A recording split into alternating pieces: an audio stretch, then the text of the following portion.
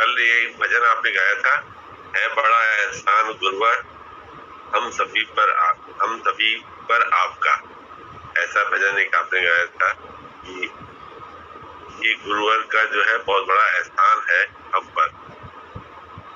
तो देखिए, ये जो एहसान की बात हमने करी, हमने थोड़ी देर तक मैं सोचता रहा इस बारे में कि जैसे कभी कभी हमारा कोई रुमाल गिर जाता है कहीं, या कहीं पे हमारा पर्स गिर जाता है, या कभी हमारा बच्चा या हमारा कोई साथी कोई अपना बैग कहीं पे रास्ते पे खो के आ जाता है, और फिर अचानक ही कोई आदमी घर पे दरवाजा खटखटा कर कहता है ये देखिए ये बैग आपका है, इसमें आपका एड्रेस लिखा था। तो मैंने ये सोचा इसमें जरूरी कागजात है, तो मैंने सोचा कि मैं आपको पहुंचा दूं, ये आपके बेटे का है। तो हम लोग कितने एहसान भरी दृष्टि से उसको देखते हैं, कहते नहीं आइए आइए, अरे ये आपने बहुत अच्छा किया, बहुत ही परेशान था बेटा हमारा, उसके सारे सर्टिफिकेट उसमें थे, उसका आधार कार्ड था, उसका पैन कार्ड था। ये संसारिक बात की कोई चीज हो गई जिसका महत्व और इम्पोर्टेंस हम थी हमारे दिल में, और लेकिन उस आदमी ने लाके हमको दे दी। तो हमने उसको, उसका नाम नहीं जानते, पूछा नहीं, नाम नहीं पूछा उसका, उसकी जात नहीं पूछी, उसका गोरा रंग नहीं देखा, उसका काला रंग नहीं देखा। हमने कहा नहीं आइए आइए, बैठिए बैठिए, आप बैठिए। उसको तुरंत ड्राइंग रूम में ले आया, बिठाया, पानी वानी पिलाया, फिर उससे बात की, फिर उससे 15 मिनट बाद पूछा आपका क्या नाम है, क्या करते हैं। अब देखिए, एकदम से दिल जो है एहसान से डूब गया, उसके एहसान में इतना प्रभावित हो गया। मात्र सांसारिक दृष्टि से और शिष्टाचार के हिसाब से हमने कितना उससे एहसान जताया और कितनी बार थैंक यू कहा। अब ये तो हुई संसार की बात। अब हम गुरुजी को लें, भगवान को लें, कि जिसने हमको मनुष्य जीवन दिया, और गुरुजी ने इस शरीर में, खुद शरीर में प्रविष्ट होके हम लोग को ज्ञान दिया। तो एक भजन हमने बनाया, कल एक भजन जो गाया गया, कितना सुंदर भजन था, कहता है बड़ा एहसान गुरुवर हम सभी पर आपका। तो दिल जब ऐसे गुरुमुख होता है और गुरु की बात करता है और गुरु के बारे में सोचता है, तो उसका विवेक उसको गवाही देता है। तब वो दिल से ये बात निकलती है कि गुरु का कितना एहसान है कि हम कितना अटक रहे थे, या कितनी हमें जो है दुनिया की तपिश लग रही थी, जरा सी बात में हमें तपिश लग रही थी, जरा सी बात में हमको दुख हो रहा था, तो उससे गुरु ने हमको जो है बचाया और उपरामता में लाया। क्योंकि जब हम संसार में रहते हैं तो संसार में देखिए एक ही इच्छा रहती है, कभी किसी से पूछा जाए तो उससे उसके अंदर में एक ही इच्छा रहती है, उसके अंदर ये इच्छा रहती है कि हमको दुख ना आए और सुख की प्राप्ति हो। ये हर आदमी कहता है कि हमको जो है दुख नहीं आना चाहिए, तो असुख की प्राप्ति होनी चाहिए। अब ये दुख और सुख का जो ये गठबंधन है, जिसको जो है विवेकी लोग ऐसे कहते हैं कि दुख आएगा तो सुख आएगा ही आएगा, सुख आएगा तो फिर दुख आएगा ही आएगा, समय तो कभी रहा नहीं, एक जैसा बदलता रहता है। ऐसी जो है ढाढ़स हमको बधाते हैं ज्ञानी लोग, लेकिन अंतर आत्मा में हमें गुरु की बात को हम छोड़ दें। ऐसे साधारण इंसान के तौर पर हर इंसान में ये इच्छा रहती है कि उसको दुख ना आए, सुख बना रहे, उसकी प्राप्त कोई क्री हुई वस्तुएं कभी खोए ना।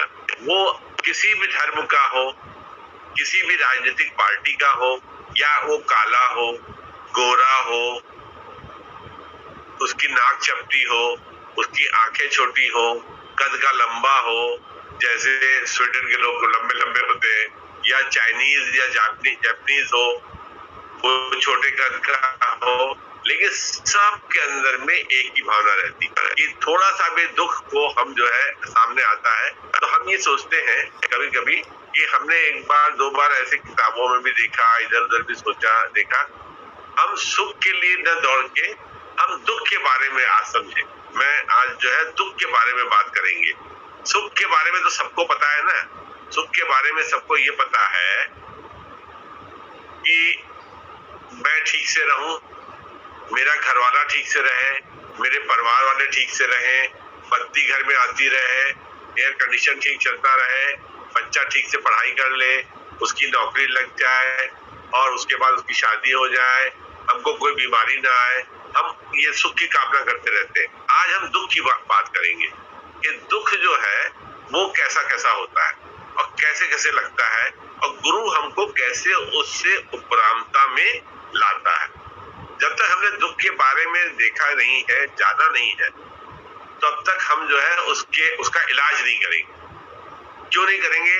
जैसे हमारे अंदर कोई बीमारी है और बीमारी के बारे में हमने जाना नहीं है, तो हम डॉक्टर को क्या बताएंगे कि हमको ये बीमारी है, इसकी वजह से हमको कोई दवा दीजिए। ऐसे हमने देखा है कि देखिए दुख जो है ना, ये जो है, ये दुख जो है, ये आप समझ लीजिए कि ये दुख जो है ये 3 तरह का होता है। अगर इसकी विवेचना करी जाए, हम अपने जीवन में देखें, इस बात से थोड़ा सा जुड़ने की कोशिश करिएगा। थोड़ी देर के लिए हम बात करेंगे कि दुख जो है ये के बारे में सोचिए कि दुख हमारे जीवन में कैसे आता है। देखिए, एक होता आदि दैविक दुख होता है, एक आदि भौतिक दुख होता है, एक आध्यात्मिक दुख होता है। अब ये देखिए तीनों चीजें हैं, तीनों शब्द हैं। आदि दैविक भी होता है, आदि भौतिक भी होता है और आध्यात्मिक दुख भी होता है। आदि दैविक दुख कैसा होता है? आपने मकान बनाया, बाढ़ आ गई, बह गया। आपने जो है कोई कार्य किया, कोई चीज बनाई, भूचाल आ गया, ढह गया। ये क्या हुआ? आदि दैविक दुख जो है आपको मिल गया। आपने कुछ नहीं किया, आपका कोई कर्म बुरा नहीं था और वो दुख आपको आ गया। हाय, हमने अभी ही किया था और ऐसा हो गया। आदि भौतिक दुख क्या होता है? आदि भौतिक दुख जो होता है वो होता है दुख जो शरीर में हो जाता है। शरीर में हमारे जो है कहते हैं कि जैसे शरीर में सिस्टम थोड़ा खराब हो जाता है, पेट खराब हो गया, बुखार आ गया, आंखों से पानी बहने लगा, सर दर्द होने लगा, किसी को जो है डॉक्टर ने कहा नहीं एक्सरे कराओ, MRI कराओ, ये आदि भौतिक दुख हमको आ गए। तो आदि दैविक दुख जो है, जो अचानक प्रकृति से हो गए, उन पे हमारा कंट्रोल नहीं है। आदि भौतिक दुख के लिए लोग कहते हैं आप कम खाइए, कम बोलिए, समय पे सोइए, समय पे थोड़ा व्यायाम करिए। आदि दैविक भौतिक दुख के लिए कहते हैं। अब एक दुख जो है वो बड़ा भयंकर है, वो है आध्यात्मिक दुख, जिसके बारे में हमको पता नहीं। आध्यात्मिक दुख क्या है? सब कुछ है मेरे घर में, सब कुछ है, लेकिन किसी ने कुछ कह दिया, हमको कम ज्यादा हो गया, किसी ने हमारी बेइज्जती कर दी और किसी ने हमको जो है नुकसान पहुंचा दिया, तो हमारे मन में क्या आया? मन खफा हो गया। सब चीज है, बढ़िया खाना बना है, अच्छे कपड़े पहने हैं, नहा धो के बैठे हैं, शरीर में भी आदि दैविक आदि भौतिक कोई दुख नहीं है, लेकिन आध्यात्मिक दुख जो है, इसे आध्यात्मिक दुख कहते हैं कि मन विचलित हो गया हमारा, कुछ नहीं करने। जेठानी ने देवरानी को कुछ कह दिया, भाई ने बहन को कह दिया, पति ने पत्नी को कुछ कह दिया, पड़ोसी ने आके आपसे कह दिया कुछ, तो मन में दुख प्रज्वलित हो गया, अपने आप ही हो गया। अब इस दुख का इलाज कैसे हो? दुखों का भी वर्गीकरण अगर किया जाए कि दुख किस किस तरह के होते हैं, तो इंसान आके इस दुख के आगे जो है वो फंस जाता है कि आध्यात्मिक दुख जो है हमको जो आ गए, इनको जो है इसके लिए विचलित होने के बाद क्या करता है, अब उसको छटपटाहट होती है, अब उसको लगता है कि कोई हम बहुत परेशान हो गए हैं, तो कोई आदमी कहेगा तुम थोड़ा भजन वजन किया करो, तुम जो है ऐसा करो, अच्छी किताबें वगैरह पढ़ो। देखिए, अपने अंदर ही आवाज आती है, अपने अंदर ही लोग कहते हैं कि आप जो है आप ऐसा ऐसा किया करिए तो आपका आध्यात्मिक दुख जो है वो कम हो जाएगा। ये लेकिन दुख जो है मन से पैदा किया हुआ है। अब यहाँ पे जीव को गुरु की जरूरत पड़ती है। हम कहते हैं गुरु की जरूरत क्यों पड़ती है? हम हम क्यों जो है वो मंत्र जाप करें, या हम क्यों रोज सत्संग में बैठे, रोज सत्संग में बैठे, रोज सत्संग में बैठे, सत्संग कभी खत्म ही नहीं होता है, हम कब तक बैठे रहे। तो ये जो आध्यात्मिक दुख है, ये हमको जो है अपने किसी भी, इसका कोई इलाज है नहीं, इसका इलाज जो है पूर्ण तरह से गुरु के पास ही, गुरु ही करता है। हम कहीं पे बाहर गए, अब बाहर जाके हम गए, बहुत गर्मी थी, वहां से 10 किलोमीटर चल के आए, पसीने से लथपथ हो गए, जैसे ही आए तो आपने कहा कि नहीं बहुत दूर से पसीने से आ रहे हो, बैठो बैठो तो एसी में हवा खा लो। तो एसी में हवा हमने खाई, तो आप देखिए कि एसी की हवा से जो है वो गर्मी दूर हुई, या गर्मी से निवृत्ति हो गई हमको, या गर्मी से निवृत्ति हो गई। एसी तो पहले से ही कमरे में चल रहा था, निवृत्ति पसीने पसीने हम हो रहे थे, वो पसीने हमारे जो है वो सूख गए, तो हमको लगा आराम हो गया। एसी ने आराम नहीं दिया, वो जो दुख जो था वो कम हो गया, तो हमको आराम हो गया। इसी तरीके से आप देखिए, बहुत भूख लगी हो, आदमी छटपटा रहा हो, उसके सर में दर्द हो जाए, पेट में ऐंठन होने लगे, तो उसने रोटी खा ली, उसको खाना खिला दिया, तो उसकी भूख जो है शांत हो गई, तो उसके सर का दर्द खत्म हो गया, और खाली पेट होने से जो पेट में ऐंठन हो रही थी वो खत्म हो गई। तो रोटी ने आराम नहीं दिया, वो जो दुख, वो जो कमी थी, वो कमी जो शरीर की खत्म हुई उसकी वजह से उसको आराम हो गया। अब इसी तरह से जो आध्यात्मिक दुख जो था, जो ईर्ष्या, द्वेष, राग, दुख, सुख की अनुभूति हमको होती रहती है, तो गुरु जो हमें ज्ञान देता है, गुरु जब गुरु में के चरणों में हम अपना मन लगाते हैं, तो उस समय ऐसा लगता है हाँ ठंडक आ गई, ये आराम आ गया मुझको। अब जो है मुझको जो है बाहर की तपिश जो है वो लगती नहीं है, हमको जो है ये दुख की निवृत्ति हो गई। तो दुख की निवृत्ति को क्या किया, गुरु ने कोई नई चीज नहीं करी, गुरु ने अपने तपिश को, हमारे मन को रोका, तो हमको जो है शब्द, स्पर्श, रूप, रस और गंध ये जो है प्रभावित नहीं करते थे। तो आध्यात्मिक जो दुख हमारे अंदर जो है, ये अध्यात्म के जो दुख जिसका नाम दिया गया, आदि दैविक, आदि भौतिक, आध्यात्मिक, इस शब्दों का खेल है। मेन जो हमारा जो है वो दुख जो है वो है आध्यात्मिक दुख। बैठे बैठे जो है आदमी डिप्रेशन में चला जाता है, बैठे बैठे आदमी बहुत खुश हो जाता है, क्या हो गया, लॉटरी लग गई क्या? लॉटरी तो लगी नहीं, फिर कैसे एकदम से प्रफुल्लित हो गया? ये मन के उद्गार है। ये आप ऐसे सोचे कि जैसे एक बीमारी होती है, कहते हैं यार मैं रात में नहीं खाऊंगा, मुझे एसिडिटी हो जाती। क्या हो जाता है, एसिड पी लिया क्या, या कोई कड़वी दवा ले ली जो एसिड हो जाते, वो पेट में एसिड क्रिएट हो जाते। इसी तरीके से मन में किसी दिन आप सुबह उठेंगे तो आपका मन बड़ा प्रफुल्लित रहेगा, उठे रहेंगे, जल्दी जल्दी उठो, नहा धो लो, सत्संग का टाइम हो जाएगा, बैठते हैं, फिर मुझे ये भी करना है, वो भी करना है। जैसे मालूम पड़ता है पैरों में पहिए लग गए, वही स्थिति, वही घर, वही आप, वही बिस्तर, वही सवेरा, आज उठने का मन नहीं कर रहा। आज शरीर बहुत भारी है, आज जो है मन नहीं करता है कि मैं थोड़ी देर भी सत्संग करूं या बैठूं, मैं कहीं चला जाता हूं। ये क्या हुआ, एसिड क्रिएट हो गया। ये हमारे जो सतो रजो तमो गुण है, उनमें से गुण का कोई प्रभाव हुआ, उससे वो हमारे अंदर आ गया।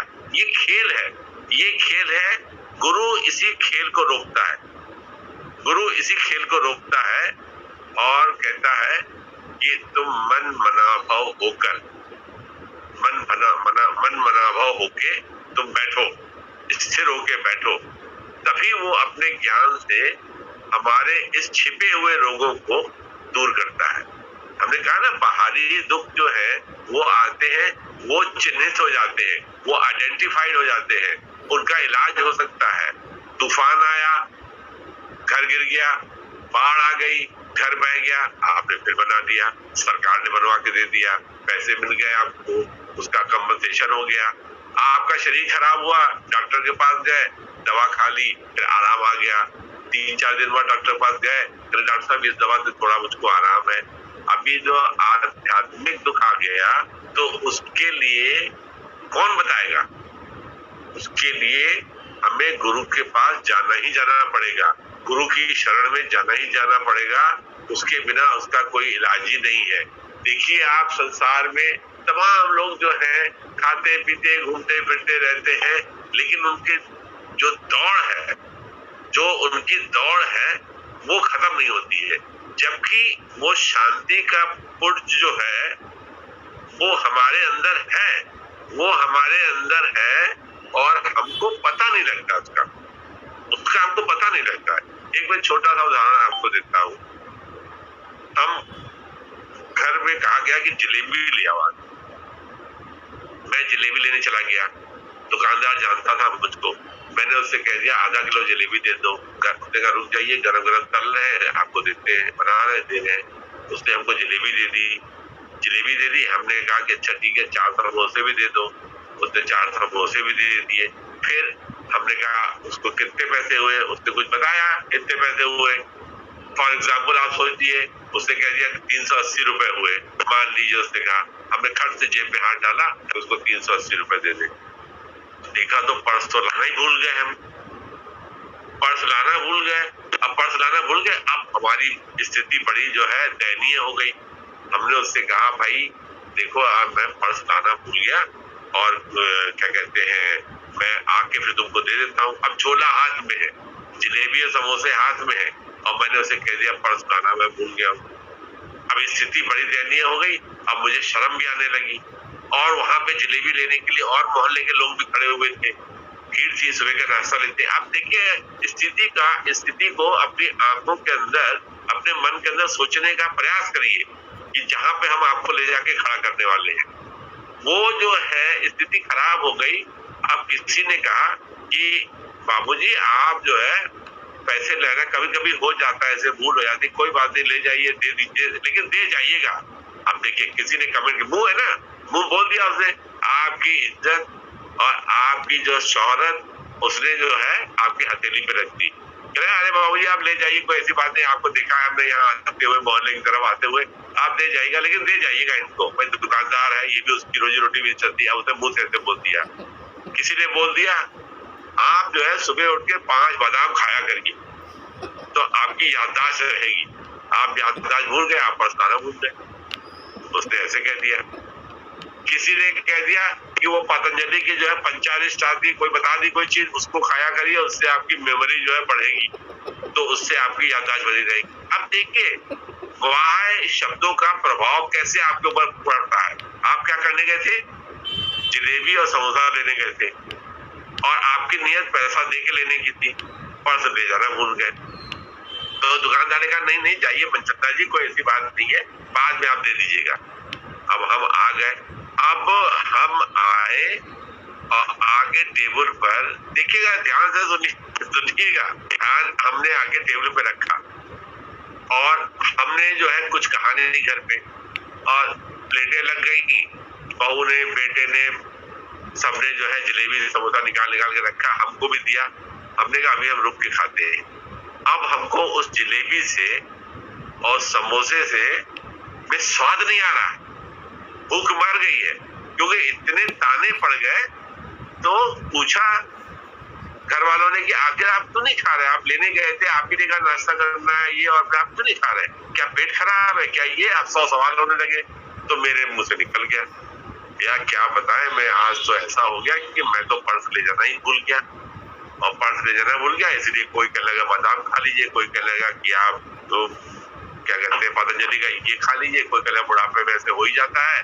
और बताओ मेरी तो नियत ऐसी नहीं थी, दुकानदार बेचारा जानता था, उसने मुझे दे दिया, तो मतलब देखिए मेरी बड़ी बेइज्जती हो गई, मैं पैसा उसको पहले दिया हूँ। तो घर वाली ने ये कहा ये जो ऊपर की जेब में, आपके कुर्ते के ऊपर की जेब में ये हरा हरा दिख रहा है, ये क्या है?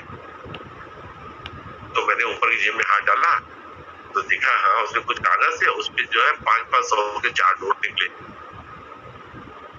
पर्स नहीं ले लेना भूल गए, पर्स ले जाना भूल गए, लेकिन इसमें से ऊपर नोट थे वो दिख गए। तो मैंने कहा अरे ये तो पैसे थे मेरे पास, तो मैं उसको दे देना चाहिए था, तो मैंने देखा नहीं, मैं तो पर्स ही ढूंढता रहा अपना। हमारे अंदर हमारे जेब में पैसे थे, सामान खरीदने की ताकत थी, लेकिन ये कैसे पता लगी? हमको पता नहीं थी ये बात। हम अपने को कमजोर समझने लगे, पर्स नहीं था जेब में, तो हमको इतनी बातें सुनने को लगी, मन हमारा विचलित हो गया, मन खिन्न हो गया, उस समोसे और जलेबी में का स्वाद भी मर गया हमारा। लेकिन जैसे ही पैसे हमको दिखे कि जेब में थे मेरे पास, आ गए, वैसे ही क्या हुआ कि समोसे में स्वाद आ गया, जलेबी में मीठापन आ गया, शरीर में ताकत आ गई, और मुझे ऐसा लगा कि पैसे तो है मेरे पास, फिर मुझे तो कोई ऐसी दिक्कत ही नहीं थी। आप देखिए, जो खोई हुई चीज, जो चीज हमारे अंदर थी, दबी हुई थी, ये किसने जनाया? उसको किसने जनाया? उसको किसी ने जनाया, ये देखो ये तुम्हारी जेब में है। ऐसे ही जो हमारी अध्यात्म की या हमारी जो है सहन शक्ति की या हमारी ज्ञान की रोशनी जो हमारे मन में दबी हुई है, जिसका हमें भान नहीं है, जिसके ऊपर कपड़ा पड़ा हुआ है, अंधकार पड़ा हुआ है, गुरु उसी को ही हटाता है, कहता देख ये तेरे पास है। तो हमको ऐसा लगता है कि हम तो थे ही, तभी मुंह से ये भजन निकल जाता है कि है बड़ा एहसान तुम हम पर, हम सभी पर आपका बहुत बड़ा एहसान हमारे ऊपर है। तभी किसी ने ये भजन बनाया, फिर किसी ने गाया, तो ऐसे हवा में नहीं गा दिया कि उसे हवा में गा दिया। हम तो किसी काबिल नहीं थे, ऐसा था कि हम किसी काबिल नहीं थे, या दुख और सुख से गुरु जी ने हमको बचाया, इसी तरह के बोल थे भजन के अंदर। मतलब मुझे अच्छी तरह से भजन याद नहीं है कि हम किसी के काबिल नहीं थे, आपने काबिल बनाया, ये उपकार आपका, इस तरह के भजन था। बहुत ही सुंदर, वो पूरा दिन मेरे मन में जो है ये आता रहा कि वेयर आई एम स्टैंडिंग, मतलब ये शरीर जो है, दो पांव का, दो हाथ का कहाँ पे खड़ा है? ये शरीर कहाँ पे खड़ा है? ये शरीर की क्या ताकत है? कोई ताकत नहीं है, कहीं पे नहीं खड़ा है। अभी एक केले की छिलके के ऊपर फिसल जाए तो हड्डी टूट के किनारे अस्पताल में पहुंच जाए 1 मिनट के अंदर। तो हम एहसान की बात करते हैं, तो देखिए हम बाहरी वस्तुओं के लिए एहसान के लिए थैंक यू देते हैं। हम कभी जो है क्या कहते हैं, कोई चीज खो जाती है, मिल जाती है, तो हम उसके लिए एहसान के थैंक यू कहते हैं। तो जो गुरु ने हमको ये दिया है, क्षर संपत्ति हमको दी है, ये ज्ञान दिया है, जिसकी वैल्यू हमारे दिल में नहीं है। सच बता रहे हैं आपको कि हमारे दिल में इसकी वैल्यू नहीं है। We take it for granted, हम उसको ऐसे ले लेते हैं कि ये जो है बस मिल गई है, ये शर्ट हमको मिली है, इसकी वैल्यू जो है कि जिसने पैसा देके खरीद के हमको दी होगी, उसको पता होगा कि हमने पापा जी को ये शर्ट खरीद के दी, इसकी क्या वैल्यू थी। पहनने वाले को कदर नहीं है, उसे पहनी इधर फेंक दी, उधर फेंक दी, उसको साफ तरह से रखा नहीं, प्रेस नहीं किया, तो क्या हुआ? वैल्यू नहीं थी।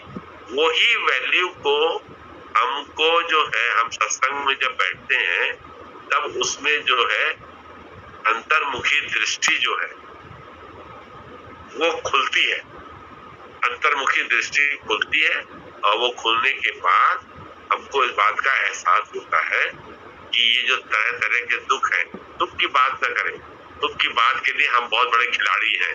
हमको सब पता है कि सुख कहाँ मिलता है, हमको पता है सुख अच्छे कपड़े पहनने में मिलता है, सुख अच्छा खाना खाने में मिलता है, सुख घूमने फिरने में मिलता है, सुख अच्छी गाड़ी में घूमने से मिलता है, सुख यहाँ जाने में मिलता है, सुख वहां जाने में मिलता है। सुख की क्या बात करनी? वो जो दुख हमको बार बार दबा रहा है, हमको दुखी कर रहा है, अकेले में, दुकेले में, भीड़ में, सोते समय, जागते हुए दुखी कर रहा है, उसको जाने, उस रोग को जाने, और उसका प्रयास करें। उसी के लिए जो है गुरु है। गुरु जो है, जो गुरु रूप जो डॉक्टर है, वो उसी के लिए है। सत्संग जो है वो उसकी दवा है। उसी से जो है मन हमारा जो है वो कंट्रोल में आता है। ये मेरे मन में कल ऐसे आ रहा था दिन भर में कि ऐसे ऐसे ये जो हम प्रयास करते हैं, कुछ करते हैं, तो गुरु क्या करता है? गुरु ऐसा जो है, ऐसा ताकतवर है कि वो हमारे अवगुणों को ही खाता है। गुरु खाता है हमारे गर्व को, गुरु खाता है हमारे लालच को, गुरु खाता है हमारी वासना को, गुरु खाता है हमारे क्रोध को। गुरु इन चीजों को खाता है। जब इन चीजों को में से साबुन लगा के उसे छांटे करके और पटके और साफ करें, तो आपने क्या किया? कपड़ा नहीं साफ किया, आपने कपड़े में से मैल निकालने का प्रयास किया, तो बाद में देखा कि कपड़ा चमक गया। तो ऐसे ही गुरु भी जो है वो इसी तरह से, गुरु का भोजन क्या है? हमारे अगर गुरु की कृपा न हो तो जीव जो है वो भटकता ही रहेगा।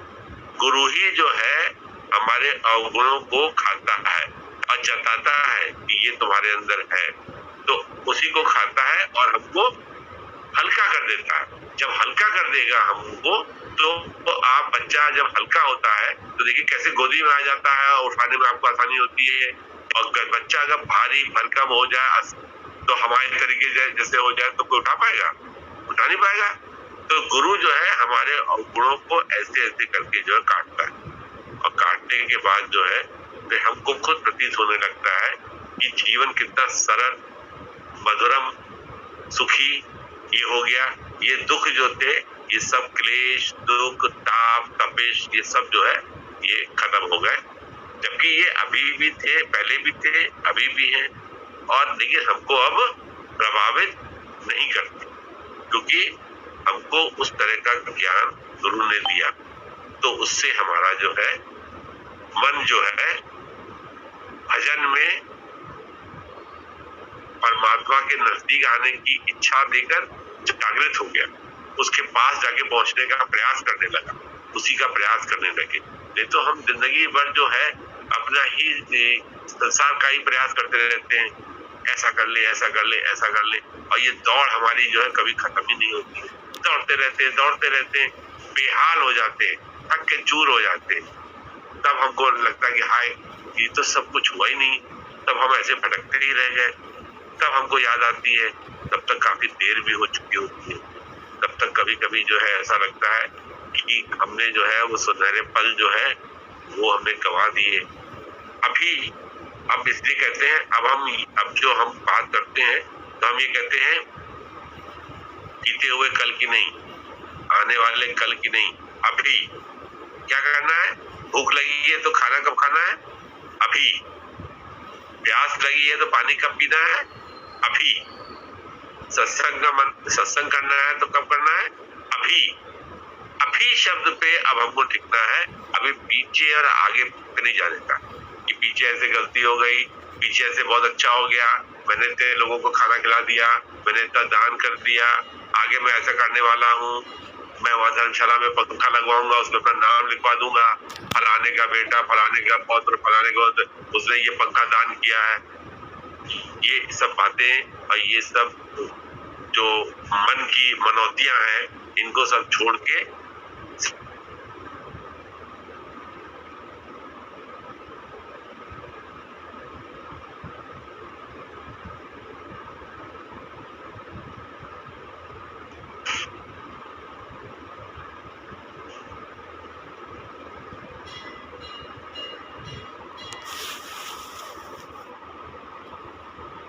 जय गुरु। एक कहानी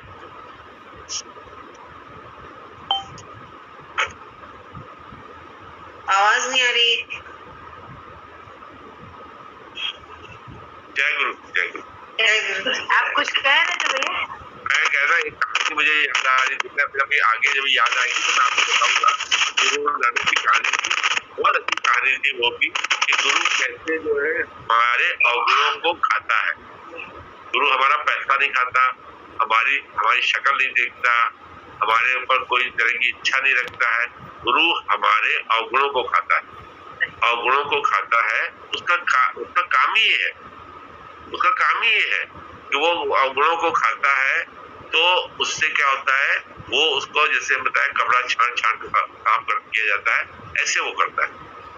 गुरु नानक जो थे वो रटन करते थे, रटन शब्द वो घूमते रहते थे इधर तो उधर, कभी एक जगह बैठे नहीं, वो ऐसे घूमते रहते थे। तो कभी एक कथा आपने एक बार पढ़ी थी, वो कुछ थी उनकी, कोई थी, वैसे मौका लगेगा तो मैं बताऊंगा आपको देख करके कैसी कहानी कैसी थी। अच्छी कहानी थी कि गुरु जो है कैसे पकड़ता है।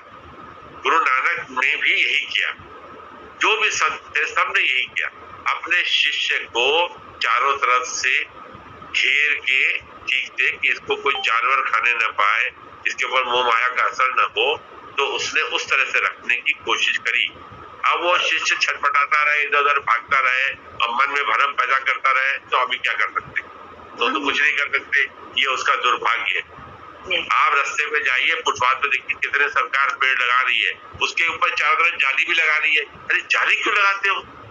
इसीलिए कोई भेड़ बकरी, कोई कुत्ता, कोई इंसान उसको पौधे को उखाड़ न दे, क्योंकि अभी पौधा क्या है, वो मुलायम है, अभी बढ़ा नहीं है, उसमें अपनी ताकत नहीं आई है। तो हम जीव में भटकने की आदत ज्यादा है, तो गुरु उसको दोनों हाथ से धार के हमारे अवगुणों से हमको जो है बचाता है, और उसका काम ही ये है, सफाई कर्मचारी है, जिसको जो हम कहते हैं, जिसको हम निकृष्ट भाव से देखते हैं, वो बेचारा वही है। जय गुरु की।